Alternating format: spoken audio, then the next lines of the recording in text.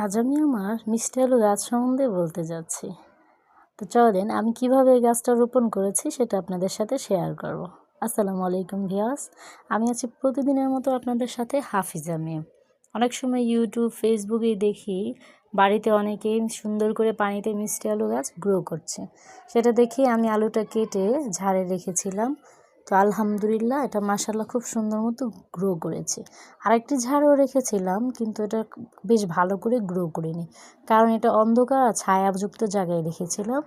তার কারণে এটা গ্রো করেনি। আমি একই দিনে দুইটা পানিতে রেখেছিলাম। তারপরে যখন এটা আলো লাইটের নিচে রেখেছিলাম, তো মাশাআল্লাহ দেখি এখন সুন্দর করে গ্রো করছে। তা আলহামদুলিল্লাহ আমার গাছগুলো যখন দেখলাম গ্রো করছে দেখে ভালোই লাগলো। আর এটা গ্রো করতে প্রায় 10-12 দিন সময় লেগেছে। তো আজ এই পর্যন্তই, আবার অন্য একটা ভিডিও নিয়ে আপনাদের কাছে আসবো। আল্লাহ হাফেজ।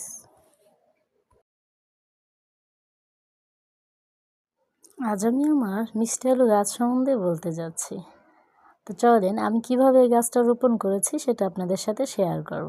আসসালামু আলাইকুম ভিউয়ার্স, আমি আছি প্রতিদিনের মতো আপনাদের সাথে হাফিজা মিম। অনেক সময় ইউটিউব ফেসবুকে দেখি বাড়িতে অনেকেই সুন্দর করে পানিতে মিষ্টি আলু গাছ গ্রো করছে। সেটা দেখে আমি আলুটা কেটে ঝাড়ে রেখেছিলাম।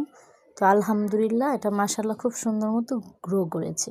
আরেকটি ঝাড়ও রেখেছিলাম, কিন্তু এটা বেশ ভালো করে গ্রো করিনি, কারণ এটা অন্ধকার আর ছায়াযুক্ত জায়গায় রেখেছিলাম।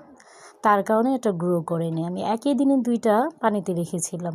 তারপরে যখন এটা আলো লাইটের নিচে রেখেছিলাম, তো মাশাআল্লাহ দেখি এখন সুন্দর করে গ্রো করছে। তা আলহামদুলিল্লাহ আমার গাছগুলো যখন দেখলাম গ্রো করছে দেখে ভালোই লাগলো। আর এটা গ্রো করতে প্রায় 10-12 দিন সময় লেগেছে। তো আজ এই পর্যন্তই, আবার অন্য একটা ভিডিও নিয়ে আপনাদের কাছে আসবো। আল্লাহ হাফেজ।